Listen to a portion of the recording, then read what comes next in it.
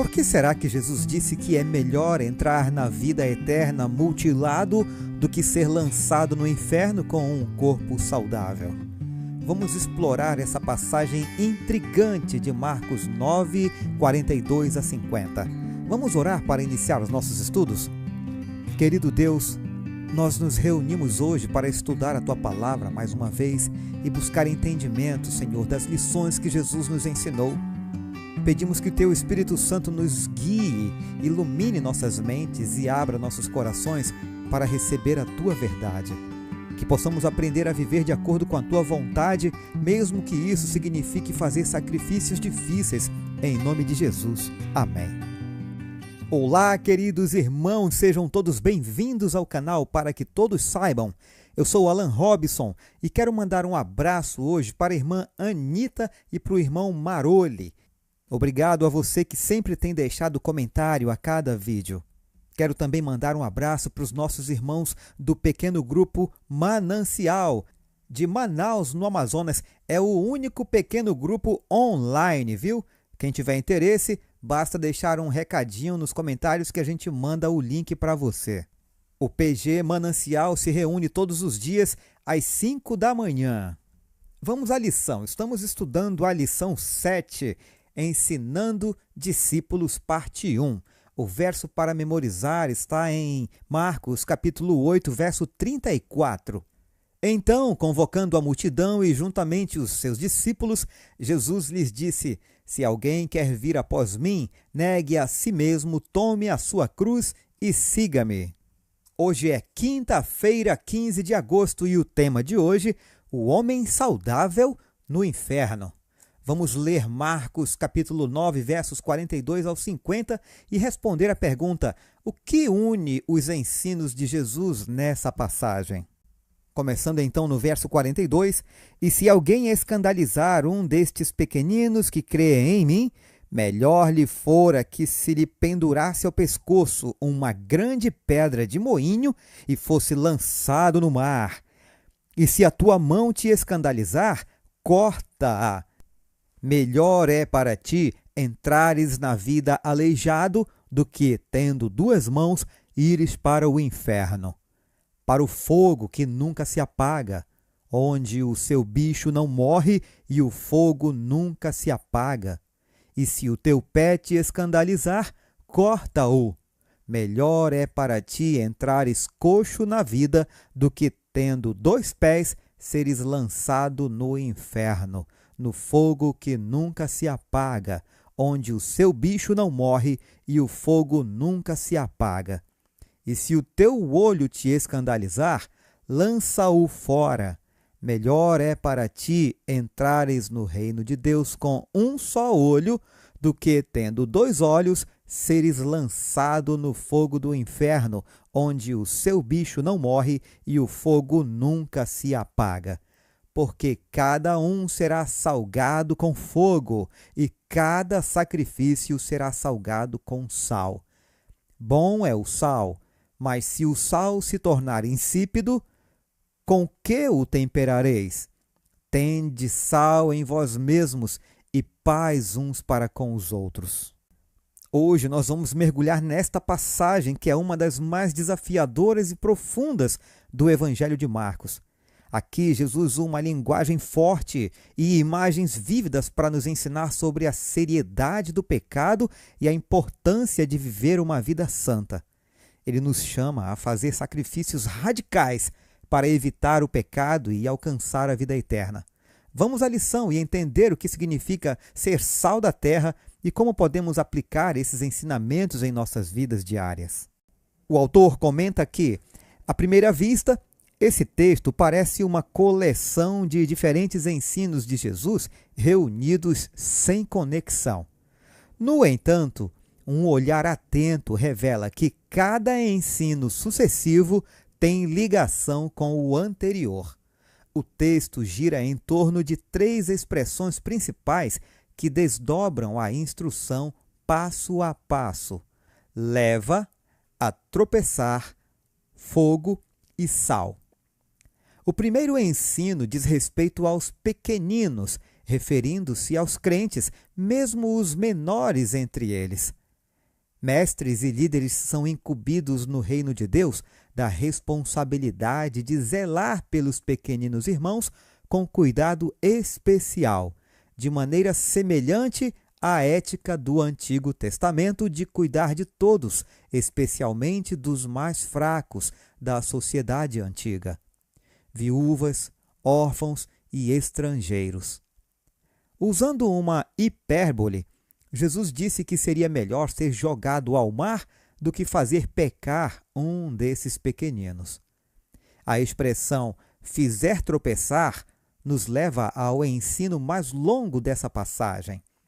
Duas questões confrontam o leitor. Primeiro, Jesus estava realmente ensinando que as pessoas deveriam cortar a mão ou o pé ou arrancar o olho? Segundo, ele estava ensinando que haverá um inferno ardendo eternamente? A resposta à primeira pergunta é não. Jesus não ensinou a mutilação que era rejeitada no judaísmo. Você pode conferir isso em Deuteronômio 14, verso 1, 1 Reis 18, versos 27 e 28. Para ilustrar seu ensino, o Senhor usou uma hipérbole, uma figura de linguagem caracterizada pelo exagero.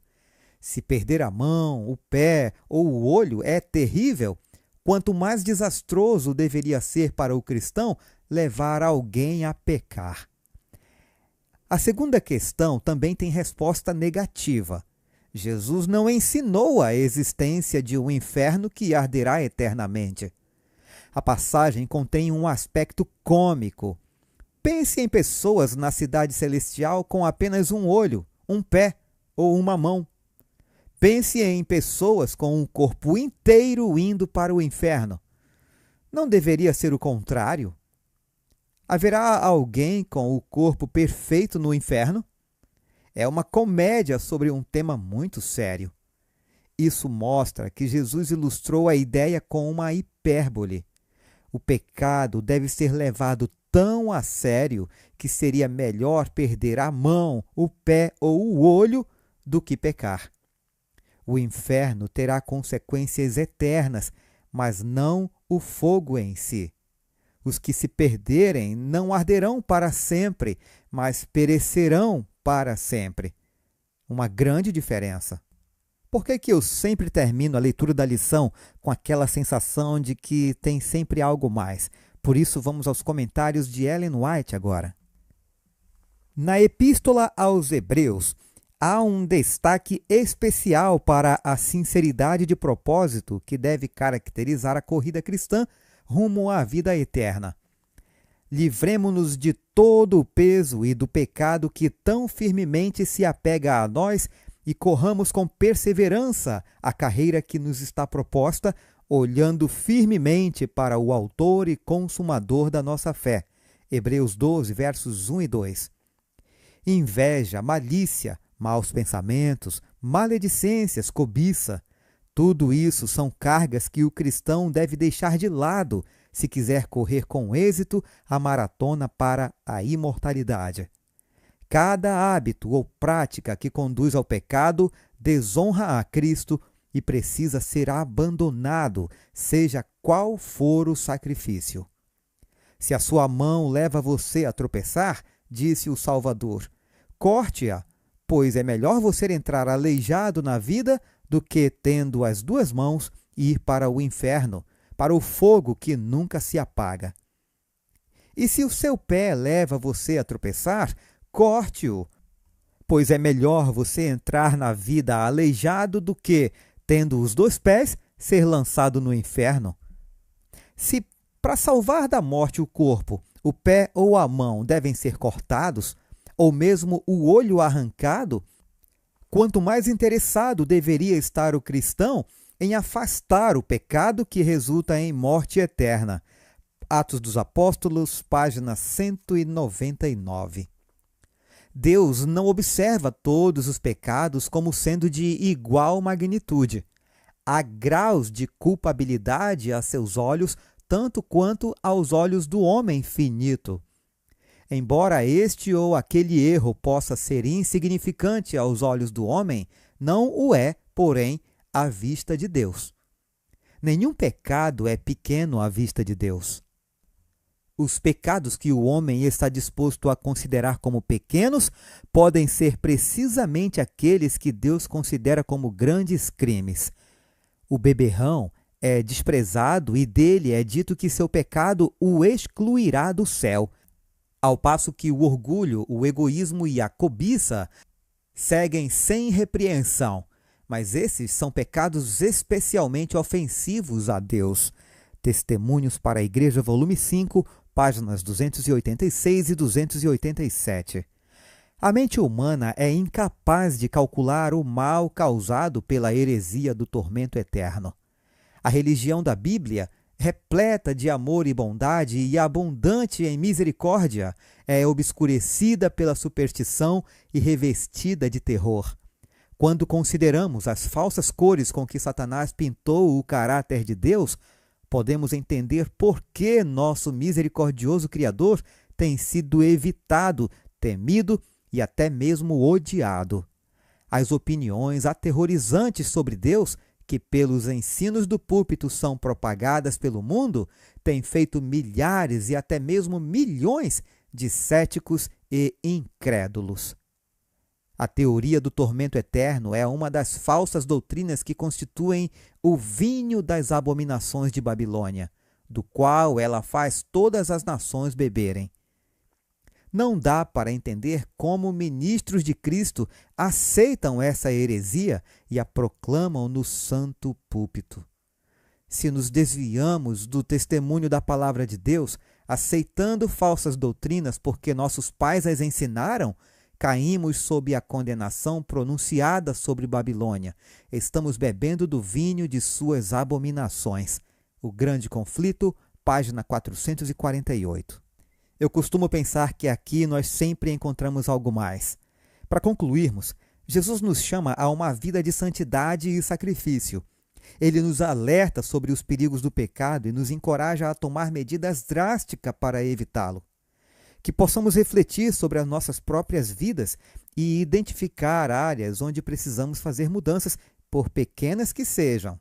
Lembremos-nos de que, embora os sacrifícios possam ser difíceis, a recompensa é eterna.